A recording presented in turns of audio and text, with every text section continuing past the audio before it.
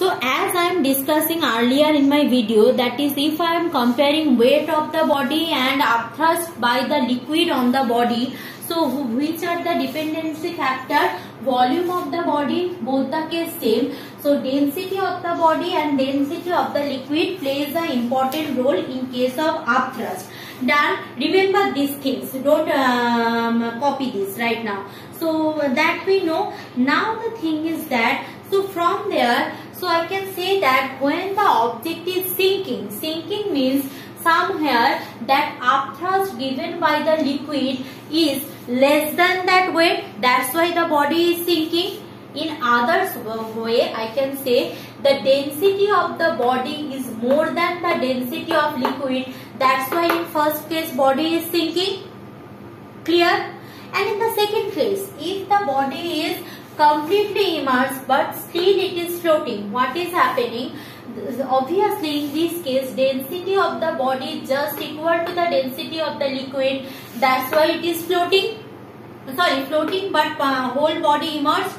And when it is complete flotation, then obviously that density of the body very much lesser with respect to the density of liquid. So this is the laws of flotation. Statement note I will give in the PDF. Right now I will not waste my time by giving you that thing. So that no need to worry, that I will give you.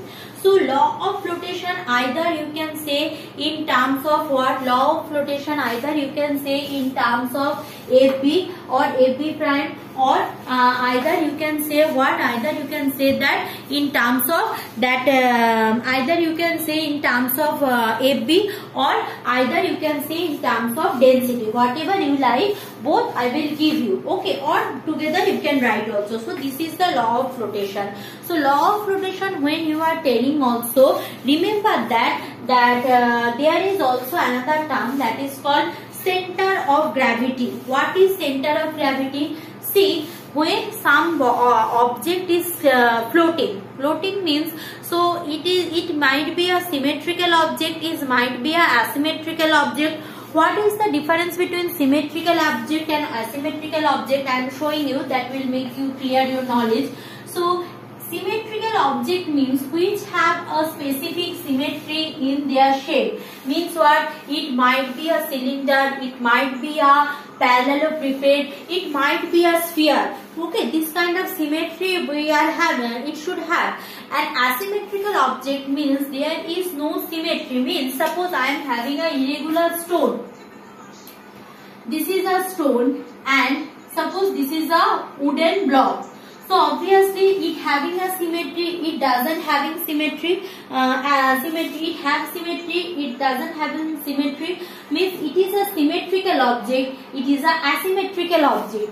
So whatever maybe the object might be, so center of body is always playing an important role. Means whenever you are immersing or floating an object on a liquid, the weight of the object is acting through the center of gravity. Clear? Means the center of gravity means you can say also this is the middle point of an object. I am showing you one clear thing. See, this is a scale. Clear? Can you see that? So if I want to hold the scale here, can I? No, it will fall down. See, it is falling.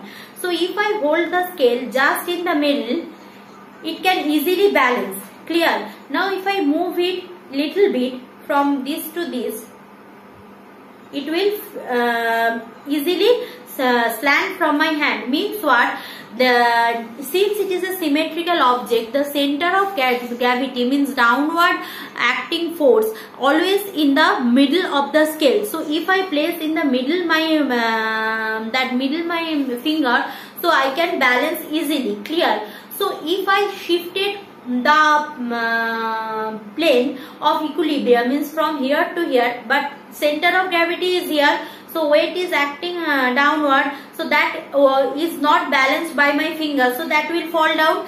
Just like upthrust, always if center of gravity is balanced with the upward force, so it can floats, otherwise not. So you can see some objects are floating, some objects are there, it is floating like that. Suppose you are imagining that stone here or a paper ball here. Sometimes it float like this. Means its center of gravity is somewhere here, which is acting downward. Clear? So center of gravity is definition and important. I will give you. If you are having any confusion regarding center of gravity, ask me in the online class. But concept of center of gravity is very much important for class 9. Just remember that for symmetrical objects, center of gravity or the weight of the object always acting from the middle to the downward direction. Clear? This is the all about that flotation. Now, if I am asking you that principle of flotation, suppose in a word, if I am asking you what are the laws of flotation, means a plural word. What is laws of flotation? So then you will write down that 3 laws. And if I am asking you what is principle of flotation, then I will give a note. There are 3-line statement you need to give. That is called that principle of flotation. I am saying also in book it is also given also.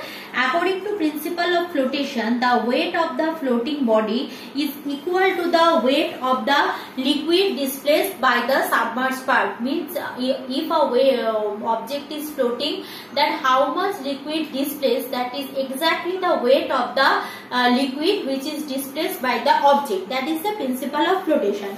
Now I will start discussing regarding all the phenomena or all the applications of flotation which is happening or which can be seen in everyday's life, but we don't have the exact explanation regarding that. Right now we can explain. So that all explanation you will read from book. Again I am telling, all explanation is not possible for me to write those. You just read from book, and also you will write that explanation in your own words. Read from book and write in exam copy in your own words. What are the explanation? First of all, an iron nail sink in water while a ship can float.